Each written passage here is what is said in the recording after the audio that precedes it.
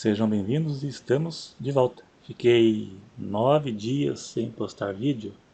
Eu estava aí com alguns probleminhas aí e acabei, pela primeira vez, fiquei um bom tempo sem postar, mas a partir de agora recomeça tudo de novo.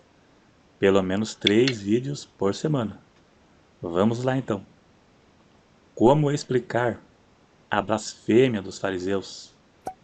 A passagem de Mateus capítulo 12, num diálogo entre Jesus e os fariseus, é uma das mais conhecidas na Bíblia e também é uma das mais mal interpretadas. Pode até ser de difícil interpretação, mas ela é mal interpretada até mesmo por bons teólogos, como qual foi o pecado dos fariseus. Que blasfêmia é essa que não tinha mais perdão? A blasfêmia ali foi que eles atribuíram uma obra de Cristo ao diabo. Já vamos chegar lá. Nessa passagem, Jesus expulsa um demônio e os fariseus atribuem este milagre ao diabo. Para interpretar esse texto, primeiro temos que saber o significado de blasfêmia e entender sobre a seita judaica. Os fariseus eram uma seita judaica onde seu principal objetivo era a observância da lei de Moisés, incluindo a guarda do sábado. Veja que com muita frequência os fariseus condenavam Jesus e debatiam com ele e também seus discípulos porque trabalhavam no sábado. Jesus, ele era uma oposição aos fariseus, pois Jesus disse que veio cumprir a lei. Ele veio cumprir a lei no lugar do homem. Ele veio para crucificar a lei. Jesus é o cumprimento da lei. E eles não aceitariam isso. Eles não aceitavam ele como o Messias. Veja lá em Mateus 23, verso 23, lá naquela passagem conhecida, onde Jesus disse no diálogo com os judeus: ai de vós, escribas e fariseus hipócritas, que dão o dízimo do hortelã, do edro e do cominho, e desprezais o mais importante da lei, o juízo, a misericórdia e a fé. Deveis, porém, fazer essas coisas e não omitir aquelas.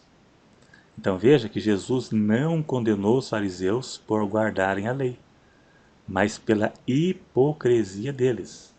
Eles viviam de aparência, eram religiosos, e o mais importante da lei, que era o amor, eles não tinham. Todos os mandamentos e ordenanças da lei só tinham valor e significado para quem era salvo, como o sacrifício de animal, por exemplo. Só tinha valor para quem era salvo. Na nova aliança, existe apenas 2 ordenanças que Jesus deixou para a igreja: o batismo nas águas e a ceia do Senhor. Mas são ordenanças que só têm valor e significado para o salvo. A pessoa se batiza porque é salva e não para se salvar, e toma ceia porque é salva. Se fizer essas coisas em pecado, não tem valor nenhum. É uma perda de tempo. Um dos significados para blasfêmia é insultar, seja divindades ou coisas, ou seja lá o que for. É um insulto. Deus perdoa todo tipo de pecado. Mas em que sentido a blasfêmia dos fariseus não tinha mais perdão?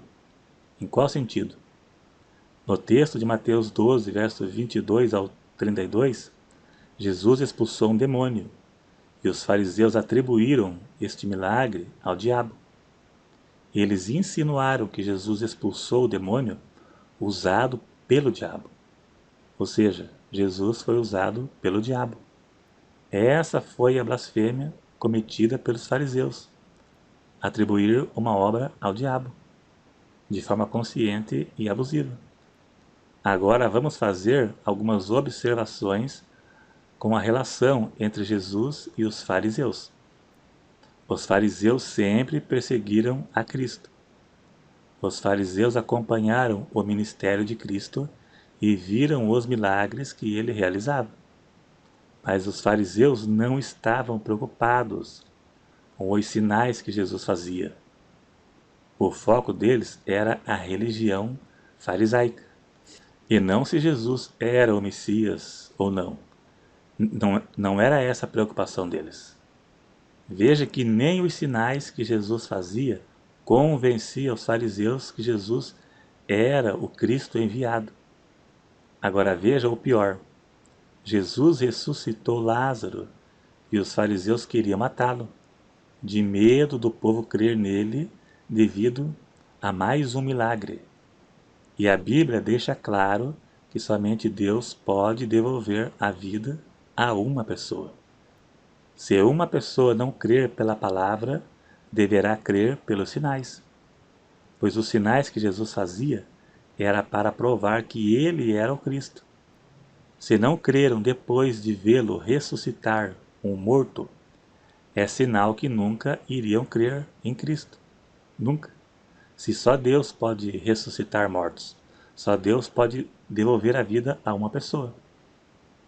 Se não crer nem pelos sinais e nem pela palavra, a pessoa está condenada, como foi no caso dos fariseus. Para eles não tinham jeito, porque nunca iriam se arrepender.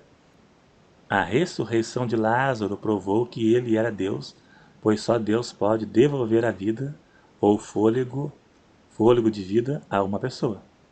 E veja também que tudo isso foi contra o próprio Jesus. Nesse episódio da blasfêmia, aconteceu contra o próprio Jesus em pessoa. Então, isso em partes não se aplica a nós nos dias de hoje, devido a não sermos obrigados a acreditarmos nos supostos milagres que vemos hoje. Milagres e sinais, não somos obrigados a crer em tudo que vemos. Não somente quanto à origem do Espírito, mas também quanto se é verdade ou é combinado. Que muitos testemunhos que a gente vê na televisão aí pode ser coisa combinada, pode ser sensacionalismo ou coisa do acaso. 1 João 4, verso 1 diz, para não crermos em todo espírito, mas provarmos se são de Deus. A Bíblia dá margem para provar se é de Deus ou não. Provar para ver se está em conformidade com a Bíblia. Veja que Jesus ressuscitava mortos. Eu nunca vi pastores desses de hoje, pregadores, e eu me refiro a pregadores de milagres, da TV, da internet, dizer que foi no IML e orou para um morto há 4 dias, em estado de decomposição, e o morto voltou. Se fizer isso, teremos certeza que foi Deus, pois só Deus é capaz de devolver a vida.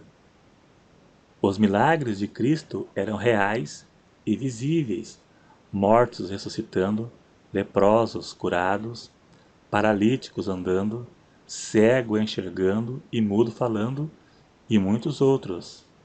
Se fosse levar ao pé da letra, dentro do contexto, todos que duvidassem de milagre seriam condenados, pois foi esse o pecado dos fariseus.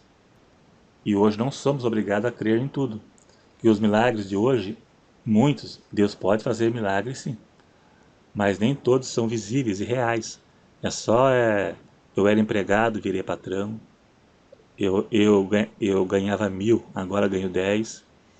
Eu sou empresário, quando eu fiz a corrente aqui. Você não vê nada de espetacular, de real, de capaz de impactar alguém. É só coisas irreais que você não é obrigado a acreditar. Nem se é verdade ou não, e nem na origem do espírito, que vai saber que espírito é esse. Não existe pecado específico considerado sem perdão. Blasfêmia nesse sentido é só para alguém que viu o poder de Deus e hoje atribui tudo ao diabo, num estado de um coração endurecido e se morrer nessa situação. Ou então um apóstata que tinha o Espírito Santo e endureceu o seu coração de forma contínua, a ponto do Espírito Santo se afastar dessa pessoa. A prova que a pessoa não cometeu nenhum pecado imperdoável é o arrependimento. Quem comete isso não vai se arrepender. Ela nem ao menos reconhece que cometeu.